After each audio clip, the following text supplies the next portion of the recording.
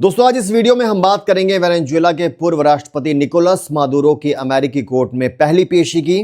5 जनवरी 2026 को Manhattan federal court में Maduro और उनकी पत्नी सिलिया फ्लोर्स पेश हुए। मादुरो ने दावा किया कि वो अभी भी वेनेजुएला के राष्ट्रपति हैं और खुद को निर्दोष बताया। वो नार्को टेररिज्म, ड्रग ट्रैफिकिंग और हथियारों से जुड़े आरोपों का सामना कर रहे हैं। आइए डिटेल्स में जानते हैं क्या क्या हुआ कोर्ट में। Background of the case. अमेरिकी सरकार ने मादुरो पर आरोप लगाया है कि उन्होंने 25 सालों से ड्रग ट्रैफिकर्स के साथ मिलकर हजारों टन कोकेन अमेरिका में सप्लाई की, जिससे करोड़ों डॉलर कमाए।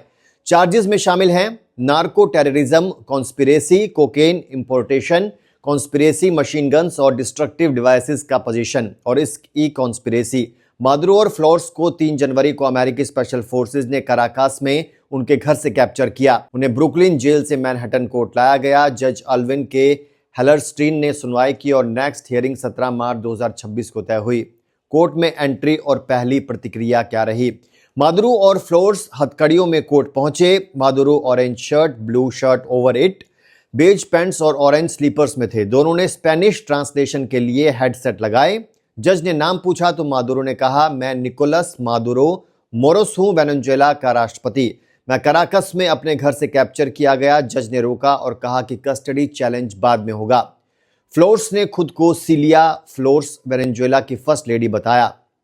मादुरो के मुख्य बयान क्या क्या रहे। जज ने अधिकार बताए जैसे साइलेंट रहने का राइट, वकील का राइट और बेल का पॉसिबिलिटी। मादुरो ने कहा, मुझे इन अधिकारों की जानकारी नहीं थी, आप मुझे अभी बता रहे हैं। चार्जेस पढ़े गए तो मादुरो ने प्लीड किया, मैं निर्दोष हूं, मैं गिल्टी नहीं हूं, मैं एक डिसेंट मैन हूं, मैं अभी भी अपने देश का राष्ट्रपति हूं। जज ने दोहराने को कहा तो फिर बोले, मैं निर्दोष हूं, यहां बताई गई किसी भी चीज का मैं दोषी नहीं हूं। उन्होंने कहा, मैं किडनैप किया गया हूं, मैं एक प्रिजनर ऑफ वॉर हूं। कोर्ट से निकलते हुए गैलरी में किसी के कमेंट पर बोले, भगवान के नाम पर मैं आजाद होऊंगा। मादुरो ने नोट्स लिए और जज से पूछा, क्या मैं अपने नोट्स रख सकता हूं, मैं नहीं चाहता कोई इंटरफेरेंस हो। जज ने हाँ कहा। उन्होंने इंडिक्टमेंट पढ़ने की रिक्वेस्ट की और काउंसलर विजिट मांगी। हाँ, हम समझते हैं और ऐसी विजिट चाहते हैं। सिलिया फ्लोर्स के बयान क्या क्या थे। फ्लोर्स पर 3 चार्जेस थे, कोकेन इंपोर्टेशन, कॉन्स्पिरेसी और वेपन्स ऑफेंसेस। जज ने अधिकार बताए तो उन्होंने कहा, हाँ मैं समझती हूं और सुन चुकी हूं।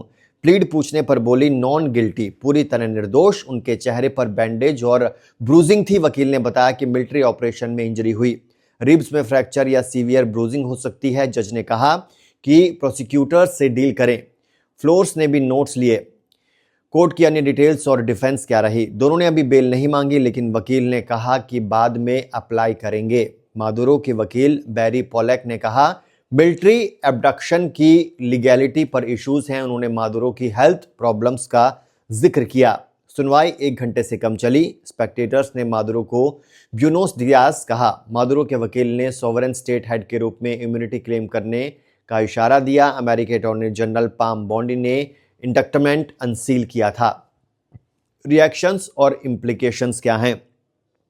यह केस इंटरनेशनल टेंशन बढ़ा सकता है। कई देशों ने अमेरिकी ऑपरेशन को गैर कानूनी बताया।